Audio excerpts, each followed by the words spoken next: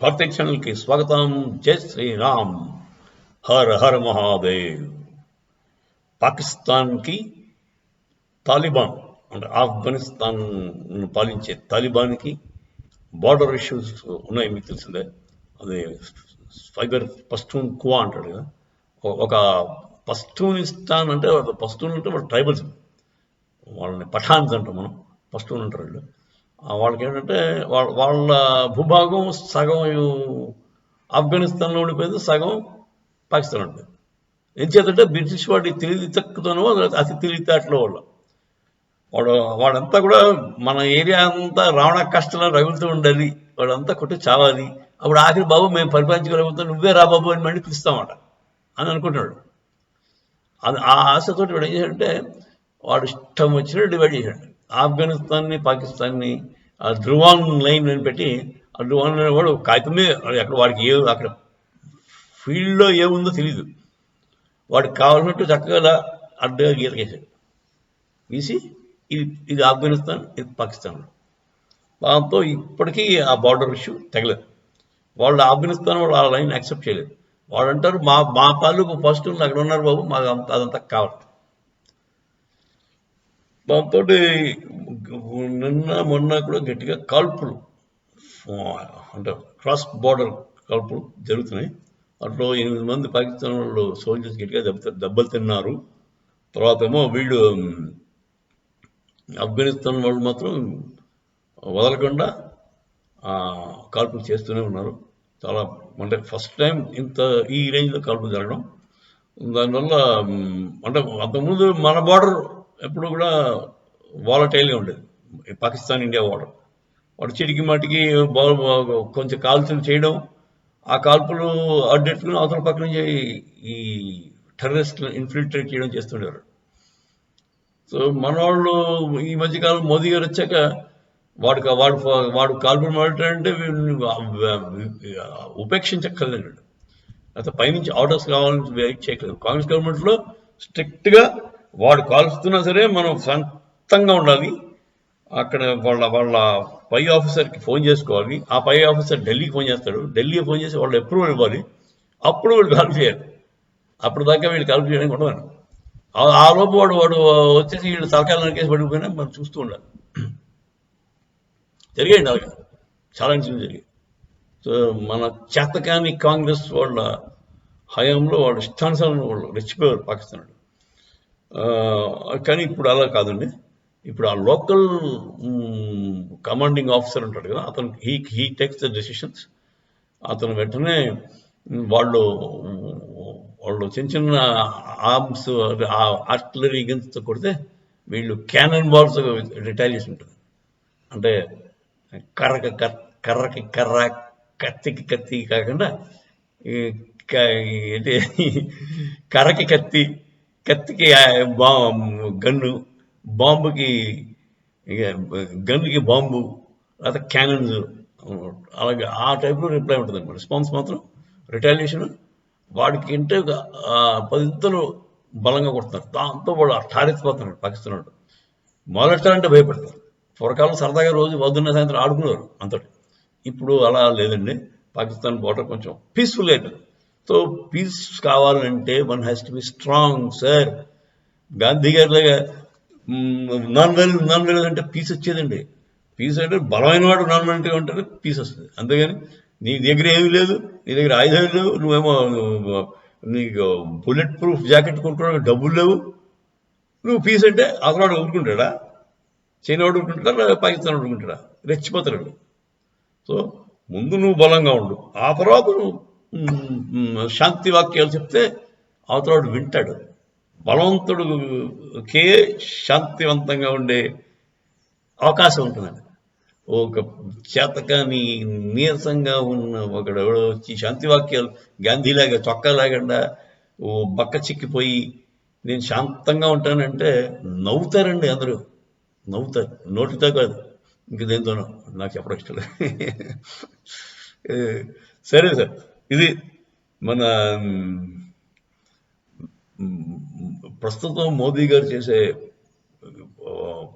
Steps, తీసుకునే steps అన్నీ కూడా పర్ఫెక్ట్ నాన్ వైలెన్స్కి దారితీస్తాయండి. నిజమైన శాంతం కావాలని కోరుకునే వాళ్ళు చేసే పనులని మోదీ గారు చేస్తారు. ఇది విశ్వగురు భారత్ కే చెల్లుతుందండి.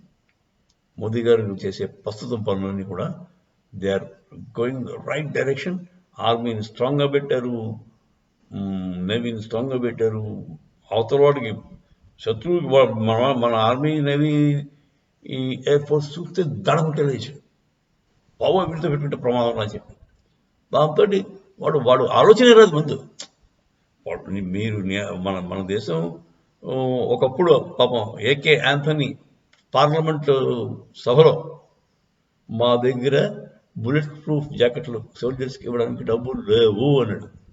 అలాంటిది ఇప్పుడు బుల్లెట్ ప్రూఫ్ జాకెట్లు మనమే తాగేస్తున్నామండి, ఎక్స్పోర్ట్ కూడా చేస్తున్నాం. 36,000 కోట్ల డిఫెన్స్ ఎక్స్పోర్ట్స్ జరిగాయి లాస్ట్ ఇయర్. దాన్ని 100 కోట్ల పైగా మారుస్తారని నెక్స్ట్ ఇయర్ నుంచి అనుకుంటాను. So that is the kind of development that is needed. అంతేగాని నేను చైనాతోటి దొంగతనంగా ఒప్పందాలు కుదుర్చుకుంటాను, పాకిస్తాన్కి ఏమో మా మింటింగ్ మిషన్స్ అమ్మేస్తాను, సెకండ్ హ్యాండ్ కింద అమ్మేసాడండి మింటింగ్ మిషన్స్. ఎవడు? చిదంబరం. మింటింగ్ మిషన్ అంటే తెలుసు కదా, మన 500 నోట్లు, 1000 రూపాయల నోట్లు ముద్ర కొట్టే మింటింగ్ మిషన్ ఉంటుంది.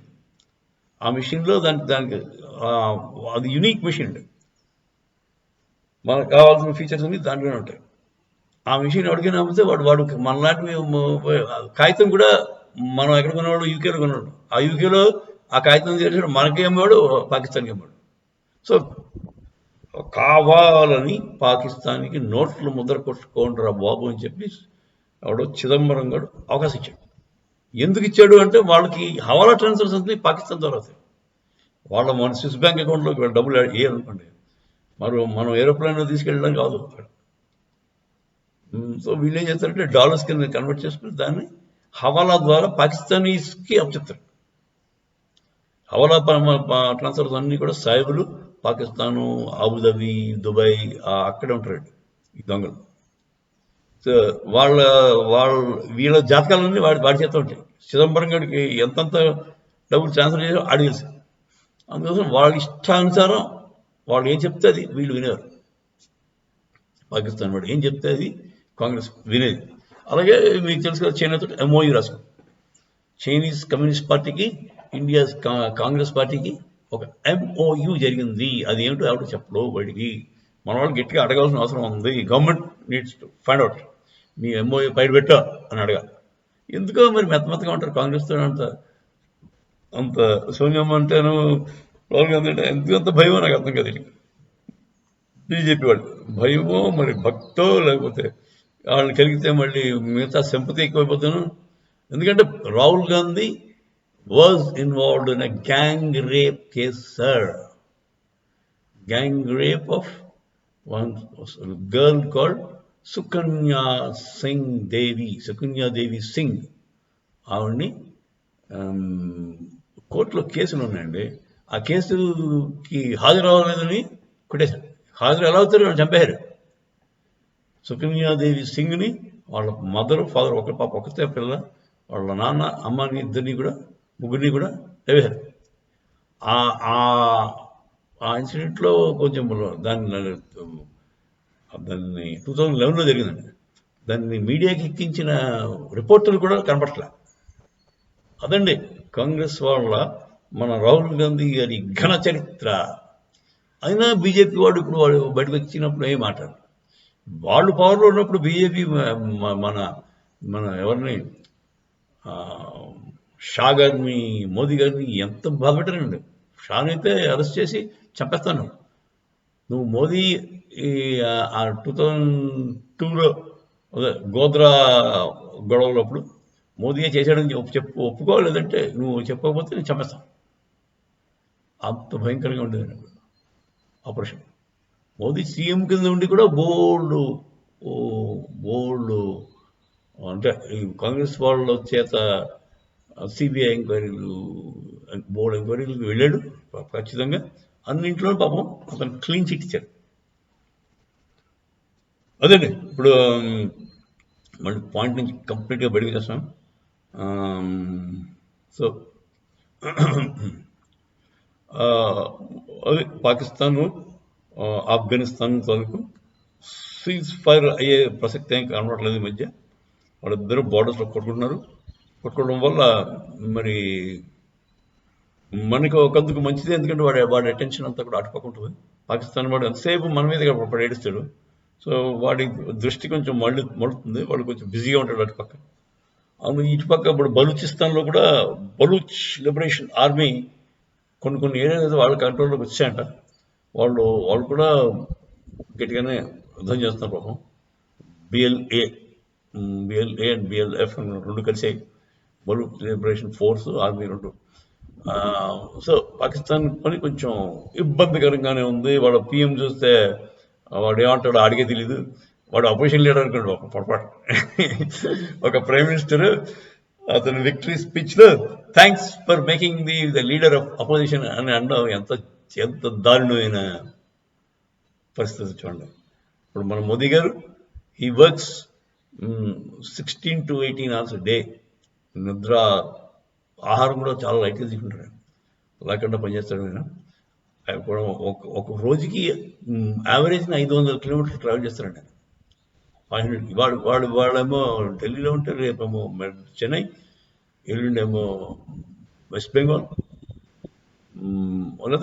సాయంత్రం పొద్దున్న చెన్నై, సాయంత్రం వెస్ట్ బెంగాల్, మళ్ళీ బ్యాక్ టు ఢిల్లీ. అలా చేసిన ఎన్నో రోజులు. తర్వాత అదే కాక ఇంటర్నేషనల్ ట్రావెల్ ఎంతనే చేస్తాడు. అయినా కూడా ఏదైనా అతను పొరపాటు మాట అమెరికా వెళ్ళి thanks for invite me to Canada అని అన్నాడా? ఎప్పుడైనా చూసారు అతను పొరపాటు మాట్లాడడం? ఈ షాబా షరీఫ్ ఇక్కడైతే ఏదేదో మాట్లాడాడు. Because we can't blame them. వాళ్ళు తినే తిండది, వాళ్ళ గొడ్డు మాంసం తినే వాళ్ళకి బుర్ర పనిచేయదండి సమంగా. Non veg itself is very bad for the brain. 100 అంటే there thousands of examples. For good mental health you should have proper food. అంతేగాని నేను ఏది పడితే తినేస్తాను, ముక్కలేందే కక్కలేందే అంటే ముద్ద దిగదు అని గొప్పగా చెప్పిన వాళ్ళు వాళ్ళ హెల్త్ రూయిన్ చేసుకుంటున్నారు. వాళ్ళ మైండ్ రూయిన్ అయిపోతుంది, వాళ్ళ ఆలోచన సరళ రూయిన్ అయిపోతుంది. దానివల్ల ప్రపంచం మొత్తం పాడైపోతుంది. మనం ఉండే ప్రదేశం పాడైపోతుంది.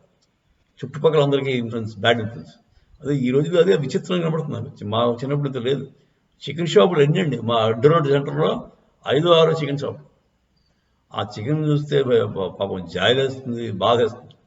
అవి అడుగు తీసి అడిగేయలేదు. 45 రోజులు తయారైపోయిన బాయిలర్ కోడి.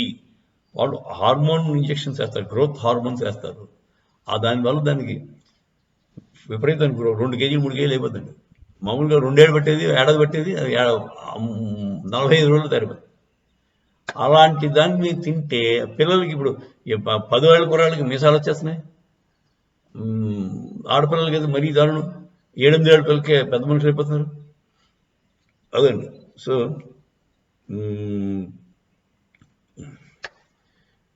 మన తిండి చాలా ముఖ్యం అని తెలుసుకోవాలి. సో ఇదండి. జై శ్రీరామ్.